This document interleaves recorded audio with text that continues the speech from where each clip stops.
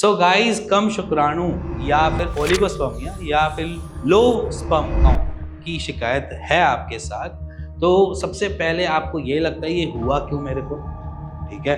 दूसरा question arise होता है कि इसमें करना क्या है, क्या नहीं करना है। और थर्ड क्वेश्चन अराइज होता है क्या इसको ठीक किया जा सकता है या नहीं। तो सबसे पहले पार्ट पे चलते हैं, ये कैसे हुआ यार।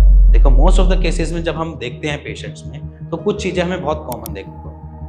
कॉमन में क्या होता है, सबसे पहले कि जो भी पेशेंट आता है उनकी गट हेल्थ पे कुछ ना कुछ इफेक्ट आया होता है, या वो किसी IBS जैसी प्रॉब्लम से जूझ रहा होता है। दूसरा, कोलाइटिस, उनको पता ही नहीं कि कोलाइटिस है, कोलाइटिस जैसी प्रॉब्लम से जूझ रहा है। या फिर जो उसका खाना है वो बहुत अनडाइजेस्टेबल होकर बाहर निकल रहा है, जैसे कि हर मील के बाद उसको फ्रेश होने जा रहा है, तो उसको एक इशू रहता है कि जब हर मील के बाद वो फ्रेश होने जा रहा है तो उसको कुछ ना कुछ एसिमिलेशन बॉडी में नहीं मिल रहा। तो मैं आज सबसे पहले जो स्टार्ट करने वाला हूँ वो इसी से स्टार्ट करने वाला हूँ, पहले गट हेल्थ के बारे में। तो ये अगर ये वाला सिस्टम आपका, जिसमें आपका लीवर आ गया, स्टमक आ गया और इंटेस्टाइन आ गई, अगर ये सिस्टम अगर आपका कहीं पे भी प्रॉब्लम दे रहा है तो आपको न्यूट्रिशन नहीं मिल पाएंगे, जिससे एसिमिलेशन आपकी बॉडी में फूड की नहीं हो पाएगी।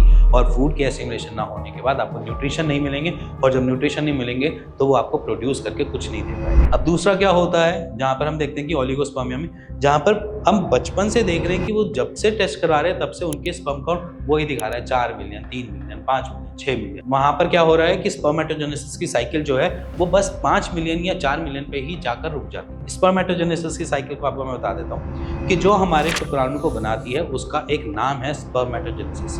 अगर स्पर्मेटोजेनेसिस सिर्फ 5 मिलियन ही दे पा रही है तो वहाँ पर हम एफर्ट डाल के उसको बढ़ा सकते हैं। अब जो लास्ट आता है कि आपकी कोई इंजरी हो गई या फिर कोई एनवायरमेंटल फैक्टर्स हो गए, जैसे कि मैं बहुत ज़्यादा लिकर वगैरह पी रहा हूँ या बहुत ज़्यादा स्मोकिंग कर रहा हूँ, तो भी ये डाउन हो सकता है। या फिर स्ट्रेस मेरे पास बहुत ज़्यादा है, मैं ऑफिस में काम करता ही रहता हूँ और ऑफिस के इतनी ज़्यादा टेंशन रहती है कि मैं पागल हो जाऊँगा, और ऐसी कंडीशन बन रही है और उसके बाद आप डिप्रेसिव फील कर रहे हो, तो भी आपके स्पर्म काउंट लो हो सकते हैं। ये कुछ ऐसे रीजंस हैं जिसकी वजह से हम नॉर्मली देखते हैं पेशेंट्स में कि आप उनकी बॉडी स्पर्म काउंट बनाने में असक्षम हो रही है। इसीलिए अगर मैं पूरी बॉडी की बात करूं तो आपको पूरी बॉडी को ढंग से रखना पड़ेगा अपने स्पर्म काउंट को बनाने के लिए। अपनी बॉडी को एक तरीके से आपने मान के चलना कि मशीन, जिसके अंदर आप कुछ भी डालोगे तो वो प्रोड्यूस करके देता है। जैसे कि या एक फैक्ट्री समझो अपने शरीर को, कि आप इसके अंदर जो भी इनटेक करोगे वो स्पर्म को प्रोड्यूस करके देगा, ठीक है। तो अब क्या होता है यहाँ पे कि आपको एनर्जी भी लेनी है और स्पर्म भी प्रोड्यूस करनी है, सिंपल। तो आप क्या करोगे, जब आपकी फैक्ट्री में कुछ भी आप इनटेक करोगे उसी के थ्रू आपके स्पर्म काउंट डिपेंड करेंगे। अगर आपका इनटेक खराब है और आपके अंदर प्रॉब्लम ज़्यादा है, गट में प्रॉब्लम ज़्यादा, तो ये प्रोसेस जो है वो दिक्कत में बना रहेगा। ये एक पहला है कि ये हुआ क्यों और कैसे हुआ। अब सेकंड क्वेश्चन क्या होता है कि मेरे को कैसे पता चले कि ये हुआ क्यों, ठीक है, ऐसा क्यों हुआ। तो देखो, सिम्टम्स बेसिकली स्पर्म के कुछ ऐसे होते ही नहीं है जिससे आपको ये पता चले मेरे स्पर्म काउंट हो, ठीक है।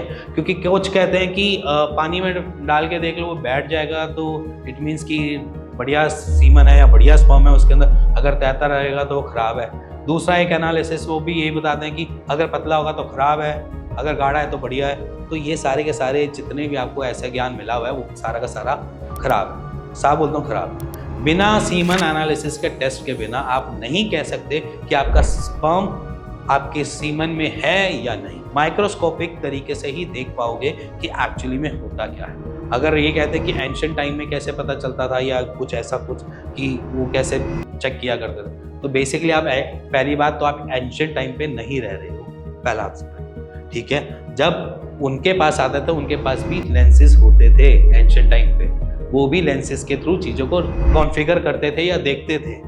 आज के टाइम में आपके पास माइक्रोस्कोप इतना बड़ा लगा हुआ है, उसके अंदर अपनी स्लाइड डालनी है और देखना है कि उसके अंदर क्या है क्या। इसीलिए कह रहा हूँ कि एंशिएंट टाइम में प्रॉब्लम्स ज़्यादा थी कि अगर कुछ दिख रहा है तो भी कुछ है।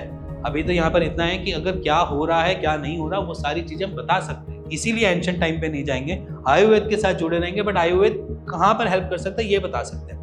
अगर आयुर्वेद को भी जरूरत है कि हाँ भाई सीमन एनालिसिस का टेस्ट होना चाहिए, तो एग्जैक्टली आपको भी करवाने की रिक्वायरमेंट है। तो यहाँ पर आप इस क्वेश्चन पे मत जाओ कि ये हो गया तो हम कैसे चेक करें कि कम है या ज़्यादा है। कम है या ज़्यादा है चेक करने का एक ही टेस्ट है, सीमन एनालिसिस। अब थर्ड क्वेश्चन है कि क्या ये ठीक हो सकता है या नहीं। तो सिंपली बोलूँगा ठीक हो सकता है। बड़े आराम से हो सकता है। आपकी केस हिस्ट्री के बाद ही ये सारी चीज़ें पॉसिबल हो जाती हैं कि ये पेशेंट ठीक होगा या नहीं होगा, क्योंकि केस हिस्ट्री में ये पता चल जाता है कि आपका स्टूल कैसा है, मोशन कैसा है, लाइफस्टाइल कैसा है, डिप्रेसिव हो या जितनी भी चीज़ें आपकी केस हिस्ट्री हमें बता देती है कि एग्जैक्टली आपके साथ क्या अभी गोइंग ऑन चल रहा है, जिसको हमें हटाना है, कुछ ऐड करवाना है और वहाँ पर ये वाली मेडिसिन चलानी है, जिसकी वजह से आपका ओलिगोस्पर्म या नॉर्मल स्पर्म काउंट की कैटेगरी में आ जाए। बस इतना आपको गाइडेंस मिलनी चाहिए। इसके अलावा आप खुद भी अपने स्पर्म काउंट को बढ़ा दो या मेडिसिन के थ्रू उसको भी आप बढ़ा सकते हो। इसी के साथ अगर आपको ये वीडियो अच्छी लगी हो, पसंद आई हो,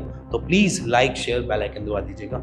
और अगर आपके मन के अंदर ओलिगोस्पर्मिया को लेकर कुछ भी क्वेरी हो, परेशान हो, कुछ हो नहीं रहा, तो भी नीचे दिए हुए नंबर पे मेरी टीम से बात कर सकते हो और उसका एक राइट सोल्यूशन है। इसी के साथ मिलेंगे नेक्स्ट वीडियो के लिए, तब तक के लिए नमस्कार।